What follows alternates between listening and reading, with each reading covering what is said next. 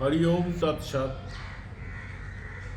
দেখুন, দেবতা অর্চনের জন্যে আসন কিরম হবে নিরূপণ করা যতদূর আমাদের জানা আছে, সংগ্রহ করতে পেরেছি ততদূর আপনাদের সামনে নিবেদন করা হয়েছে। ব্যাপারটা হচ্ছে যে আমাদের বিশ্বাস করবেন, আমরা এই যে পোস্টগুলো করছি এর মাধ্যমে কিন্তু কোনো রকম আমাদের অভিপ্রায় নেই যে আমাদের প্রচার হোক, পাবলিসিটি হোক, এর মাধ্যমে অর্থ আসুক, যজমানি কাজ আসুক, পুজো আর্চা আসুক, কোনো ব্রাহ্মণ ইমপ্রেসড হয়ে আমাকে ধরে নিয়ে যান বা আমার এখানে আসুন, এতটুকু এই অভিপ্রায় নেই। নিছকই ব্রাহ্মণ সন্তান এবং ওই বিশেষত যারা যজমান অতি কষ্ট করে মাসিক মাইনে চাকরি করেন, অর্থ সংগ্রহ করে নিয়ে এসে, কত দাম শশা, কলা, ফুল, বেলপাতা, এগুলোকে নিয়ে এসে পুজো করলেন, অনেক কষ্ট করে উপবাস থাকলেন, তারপর একটা স্টাইলিশ ঠাকুরমশাই নামাবলীকে ছুঁচসুতো দিয়ে জামা বানিয়ে পরে এসে আপনার সর্বনাশ করে দিয়ে চলে গেল। এগুলো থেকে একটু সন্তুষ্ট থাকবে। ছেলে মেয়ে বিয়ের বেলায় কত দেখুন আপনারা কথাবার্তা বলে নেন, চিকিৎসক নিরূপণ করেন, ডাক্তার দেখার আগে কতবার ছানবিন করে নেন, পুরোহিতটাকে কেন ভাই যাকে পাই তাকে ধরে এনে করিয়ে নেন। এই বিষয়ে আমাদের এই নিবেদন। এখন আমরা বলবো, যেটা শুরু করেছিলাম, যে দেবতা অর্চনার প্রথম তো আসন নিরূপণ, তারপরে যেটা শর্ত হলো স্নান, অবগাহন, স্নান করতেই হবে আপনাকে। স্নান ছাড়া কোনো রকমভাবে দেবতার পূজা করা যাবে না। এ সম্বন্ধে বিষ্ণু পুরাণ কি বলেছে একটু শুনুন। নদী নদ তরাগেষু দেবখাত জলেষু চ নিত্য ক্রিয়ার্থং স্নাহিত গিরি প্রস্র বনেষু চ কূপে যুদ্ধত্তয়েন স্নানং কুর্বীত বা ভুবি স্নানীয়তোদ্ধৃতত্বয়েন অথবা ভুব্য সম্ভবে। এই বিষ্ণু পুরাণেতে একটা কথোপকথন হয়েছিল ঔর্ব মুনি এবং সগরের মধ্যে, ঔর্ব সগর সংবাদ। সেখানে স্নান সম্বন্ধে প্রথম বলা হয়েছে যে নদ নদী দিঘি দেবখাত, নদী নদ তরাগেষু দেবখাত জলেষু চ নিত্য ক্রিয়ার্থম স্নায়িত গিরিপ্রস্র বনেষু চ। নদ নদী দিঘি দেবখাত ও গিরিপ্রস্রবন, এই সকল জলে স্নান করিতে হয়। কুম্ভাদি যোগে কূপ হইতে জল উত্তোলিত করিয়া তদ্বারা কূপতটে, মানে পাতকুয়ো, বাড়িতে যে পাতকুয়ো, মন চঙ্গাত কঠৌতি মে গঙ্গা, কুম্ভাদি যোগ চলছে। আপনি প্রয়াগে যেতে পারলেন না, আপনি গঙ্গাসাগরে যেতে পারলেন না, প্রয়াগরাজেতে যেতে পারলেন না, তো বাড়িতে যে কূপ ও তরাগ মানে হচ্ছে ওই জলাশয়, পুষ্করণী, ছোট ছোট যেগুলোকে বলে, আর কূপ মানে পাতকুয়ো, বাড়িতে যে ইঁদারা পাতকুয়ো থাকে, সেই পাতকুয়োর জল তুলে স্নান করবে। সেখানেতে বিষ্ণু পুরাণ বলছে কূপ যদ্ধত্তয়েন স্নানং কুর্বীত বা ভুবি স্নানীয়তোদ্ধৃতত্বয়েন অথবা ভোগ্য সম্ভবে। যে নামগুলো করলাম, নদী নদ তরাগেষু দেবখাত জলেষু চ, এইসব জলে স্নান করবেন। কূপ তটে, পাতকুয়োর পাশে জল তুলে মাথায় ঢেলে স্নান করবেন। তটের অসম্ভব হলে উদ্ধৃত শীতল জলে, আগের থেকে চৌবাচ্চা ইত্যাদিতে জল ধরা আছে, বালতিতে জল ধরা আছে, সংগ্রহ করা আছে, সেই শীতল জলে আপনি স্নান করবেন। আর যদি একান্ত শারীরিক কোনো অসুবিধে থাকে, বা যদি ঋতু অত্যন্ত প্রবলভাবে প্রতিকূল হয়, ঋতু যদি প্রবলভাবে প্রতিকূল হয়, তবে আপনি উষ্ণদকেও স্নান করতে পারেন, কিন্তু স্নান করবেনই। স্নান ছাড়া যেন পুজো করবেন না। আমি আরও আসছি, স্নান ছাড়া দেবতার অর্চনা পুজো করা যজমানের কতটা 12টা বাড়িয়ে দেবেন পুরোহিত ঠাকুর, সেটা একটু মন দিয়ে শোনো। প্রাতঃ মধ্যাহ্ন সন্ধ্যায় প্রাতর্মধ্যাহ্নয় স্নানং বনপ্রস্থ গৃহস্থয় যতে স্ত্রী শবনং স্নানং সকৃত ব্রহ্মচারিণঃ। বলা হয়েছে যে ব্রহ্মচারী তিনি একবার স্নান করলেই হবে। প্রাতঃ স্নান, মধ্যাহ্ন স্নান বানপ্রস্থ গৃহস্থীরা করবেন। আর যতে স্ত্রী শবনং স্নানম, এই শবন স্নান করবেন। যদিও এই প্রসঙ্গটা এইখানে বিষ্ণু দক্ষের যে বচনটা, এটা প্রত্যক্ষভাবে পৌরোহিত্যের সঙ্গে সংযুক্ত হয় না।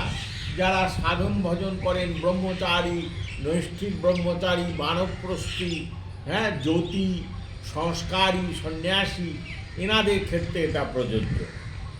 মধ্যয়নী তথা প্রাতর্নিত্যং স্নায় দনাতুর অত্যন্ত মলিনৌকায় নবচ্ছিদ্র সমন্বিত স্রবত্যেব দিবারাত্র প্রাতঃস্নানম বিশুধরম।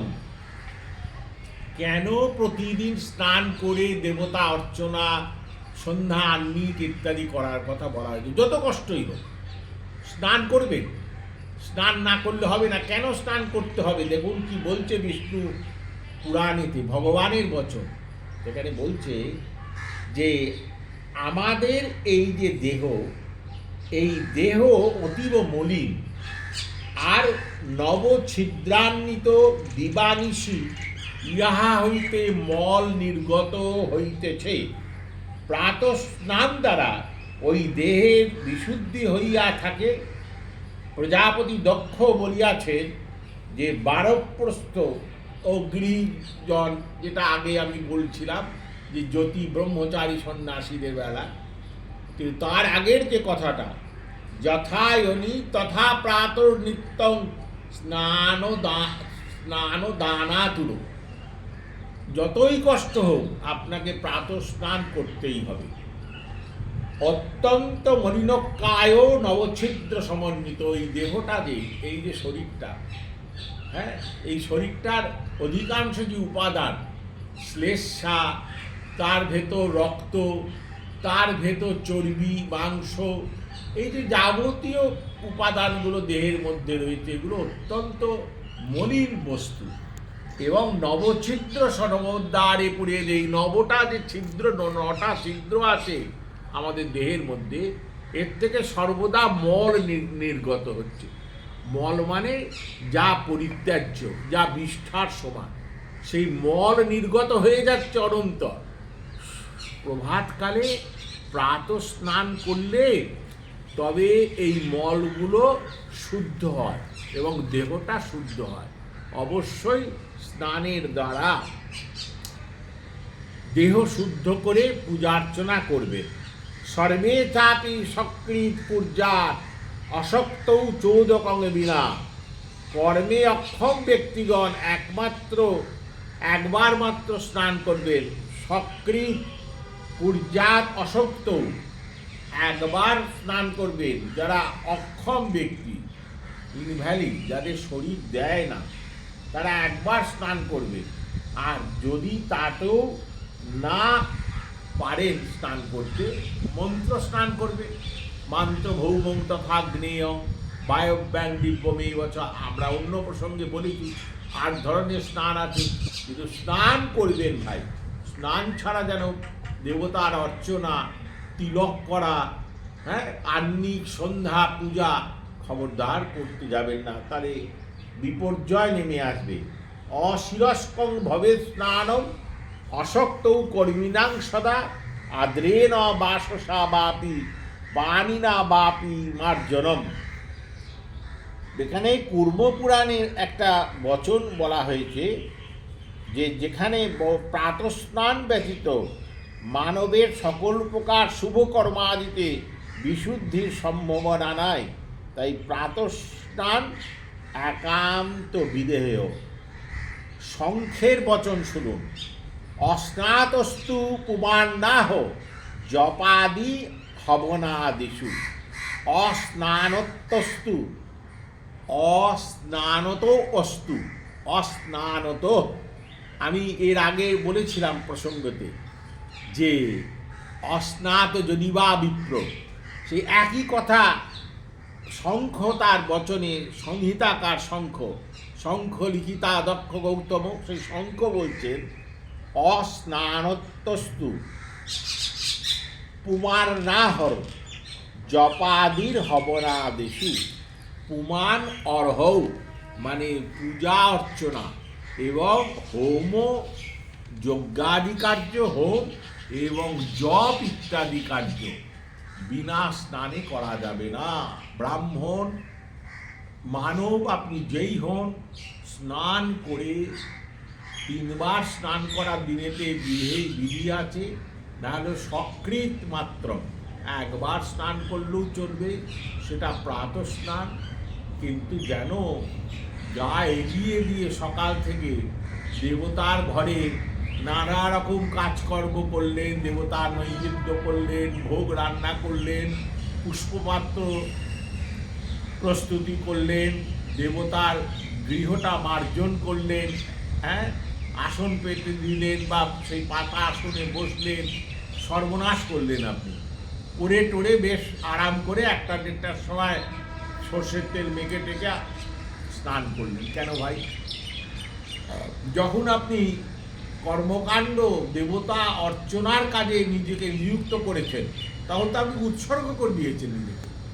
উৎসর্গ, দেবতা আপনাকে রক্ষা করবেন, এইটুকুনি ভরসা নেই যে ভক্তা মেয়ে কয়াগ্রাজে। গীতাতে তো লক্ষ জায়গায় ভগবান বলেছেন, যত শ্লোক আছে গীতাতে আর সব পুরাণেও বলেছে যে আমি আমার ভক্তকে রক্ষা করি, যে সর্বতভাবে আমাতে বিশ্বাস স্থাপন করে তাকে আমি রক্ষা করি। আমাদের ওই দিকে মানসিকতাটা চলে গেছে। হ্যাঁ, অ্যাডভার্টাইজের যুগে চলে এসেছি আমরা। এখন পোস্টের যুগ, কি করে পয়সা উপার্জন করব। তাই আমার একান্ত নিবেদন এই পোস্টের মাধ্যমে যে অস্নাত অবস্থায় দেবতার অর্চনা, পূজা অর্চনা নিজ গৃহে বা সাইকেলে করে হাঁপাতে হাঁপাতে যজমানের বাড়িতে গিয়ে যেন করবেন না। এতে নিজের সর্বনাশ তো হবেই, আর ওই যজমান যেটা অনেক কষ্ট করে টাকা খরচ করে জিনিসপত্রগুলো কিনে আনে, আবার আপনাকে দক্ষিণা দেয়, খাওয়ার ব্যবস্থা করে, তার সর্বনাশ করবেন না। এই এতদূর মনে রাখুন। আবার আগামীকাল এই প্রসঙ্গে পরবর্তী পর্যায়ে আমরা অগ্রসর হব। হরি ওম তৎসৎ।